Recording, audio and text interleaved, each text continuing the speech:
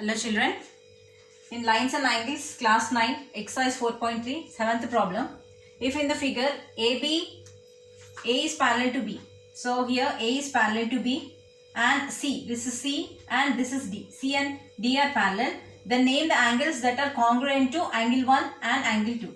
So here angles are given as 1, 2, 3, 4, 5, 6, 7, 8, 9, 10, 11, 12, 13, 14, 15, 16. So angles are given. You have to name the angles that are equal to angle 1 and the angles that are equal to angle 2.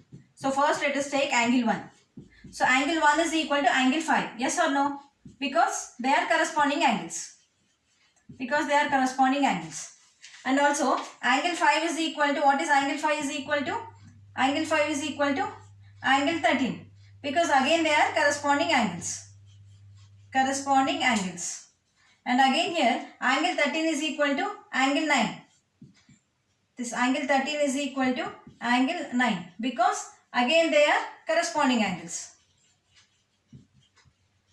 Okay, so we see that angle 1, can you see it here? Angle 1 is equal to angle 5 is equal to angle 13 is equal to angle 9. So here angle 9 is equal to angle 11. And also angle 5 is equal to angle 7. Angle 5 is equal to angle 7. So why I am writing angle 9 is equal to angle 11, angle 5 is equal to angle 7? Because vertically opposite angles are equal. Whenever two lines intersect, these lines are called as vertically opposite angles. These angles and these two angles are vertically opposite angles. So vertically opposite angles are always equal. So angle 13 is equal to angle 9. They are corresponding angles. But in turn, this angle 9 is equal to angle 11 because they are vertically opposite angles. So angle 9, I can write it as angle 1. And then here angle 5 is also equal to angle 7 because I have angle 5. Angle 5 is equal to angle 7. So they are equal. And here also if you observe, you have angle 1. Angle 1 is equal to angle 3. We already got angle 1 is equal to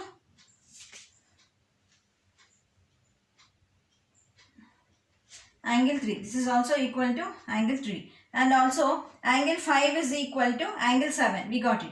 And angle 13 is equal to angle 15 here. Angle 15. And also angle 9 is equal to angle 11. So these are the angles which are congruent to 1. Similarly, we'll write the angles which are congruent to 2. So if you take angle 2, the second bit. So take this angle 2. Angle 2 and angle 10 are corresponding angles. Angle 10 and angle 14 are, angle 10 is equal to angle 14. Because again there, angle 10 is equal to angle 14. Angle 14 is equal to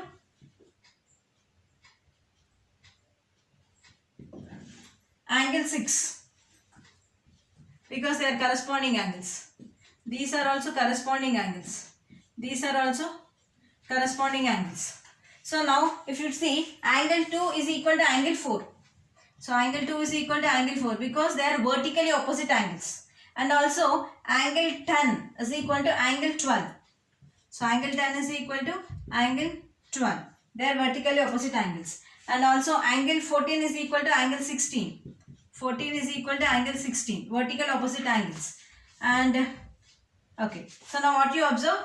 Angle 2 is equal to, angle 4 is equal to, angle 10 is equal to, angle 12 is equal to, angle 14 is equal to, angle 16. Angle 16, angle 14 we got, angle 12, angle 10, and then angle 2, 4. Okay, so angle 3 and angle 5, angle 15.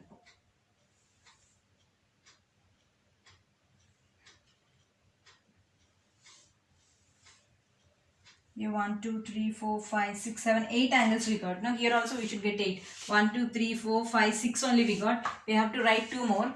That is, see, angle 2 is equal to angle 6. Angle, we got 2, no? Angle 2 is equal to angle 10. Angle 2 is equal to angle 6 also we can write, no? Because here this side also they are equal.